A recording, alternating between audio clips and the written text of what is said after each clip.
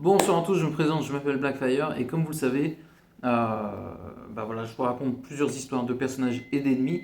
En l'occurrence là, je vais vous présenter un ennemi de Spider-Man qui est un excellent méchant, je trouve, qui apparaît deux fois dans les comics, mais j'ai qu'une de ces histoires et une de ces histoires est vraiment bien parce que je trouve les meilleures histoires de Spider-Man, c'est quand il y a une forme de miroir avec ses ennemis. Et voilà, j'aime beaucoup cette histoire. On va parler du méchant qui s'appelle Dwight Farron, qui s'appelle le maître de la vengeance. En fait, l'histoire est vraiment incroyable. En plus, voilà, l'artiste qui dessine, qui s'appelle Sal Busca, il est très très fort. Il faut savoir que les dessinateurs de Spider-Man sont souvent vraiment des artistes à part entière, parce qu'ils sont vraiment très très forts.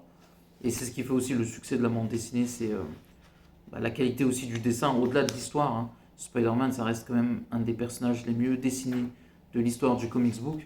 Donc voilà, le personnage de Dwight Farron qui est le maître de la vengeance, en fait, c'était un dealer.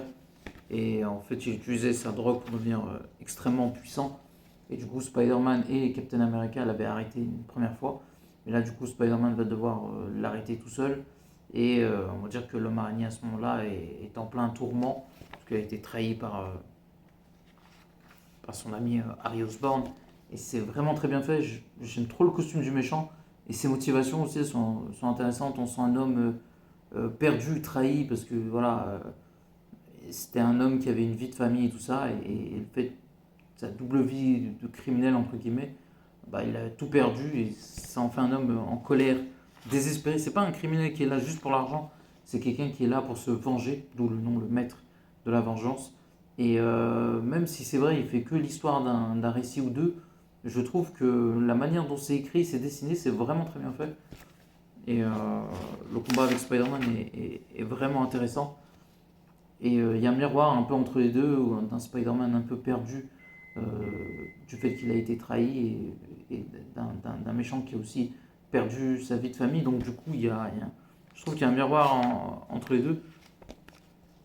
Et en fait, Spider-Man aussi, il a du mal à l'arrêter parce que le maître de la vengeance est assez résistant. Et du coup, voilà, Spider-Man va devoir utiliser une bonne partie de sa force pour le calmer. Mais pas que, parce qu'il va devoir aussi utiliser son intelligence. Et en fait, à chaque fois qu'il voilà, utilise plusieurs stratagèmes ou tactiques pour le battre, mais ça ne suffit pas, jusqu'à qu'il commence à avoir une tactique et commence à réellement s'énerver contre lui, et qu'il va vraiment utiliser une bonne partie de sa force pour le calmer, et c'est plutôt bien fait. Et j'aime beaucoup voilà, cette imagerie qui est bien faite. En fait, il lui vole ses gants et il retourne sa force contre lui. Et non, c'est vraiment très bien fait. En fait, après, à la fin, voilà, on voit Spider-Man retourner chez lui. D'un côté, ça me permet de vous parler à la fois du méchant et de ces histoires-là. Donc, n'oubliez pas de commenter, liker la vidéo. Et à la prochaine. Ciao.